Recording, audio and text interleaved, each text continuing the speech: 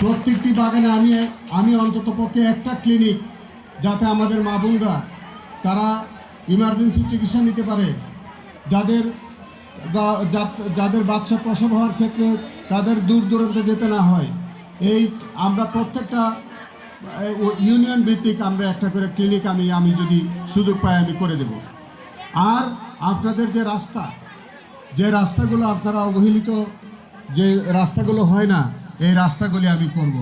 শেষ একটা অনুরোধ করি, আপনারা অতীতে অনেক এমপি মন্ত্রী বানাইছেন, এইবার একটু আলাদা মন্ত্রী বানান, এবার একটু আলাদা এমপি বানান। আপনাদের মাথায় অনেক বুদ্ধি, আপনাদের সন্তানদের অনেক মাথায় বুদ্ধি, আপনারা একটু দেখে শুনে ভোট দেন, একটু দেখে শুনে আপনারা আপনাদের প্রতিনিধি নির্বাচন করেন, আপনাদের ভাগ্যের উন্নয়নের জন্য করেন, আমাদের জন্য না। আপনারা অনেক বুঝেন, আমরা যেন আর ভুল না করি। অতীতে আমরা যা ভুল করেছি আমরা ভবিষ্যতে আর করতে চাই না। আপনারা ভালো থাকবেন, শারদীয় শুভেচ্ছা।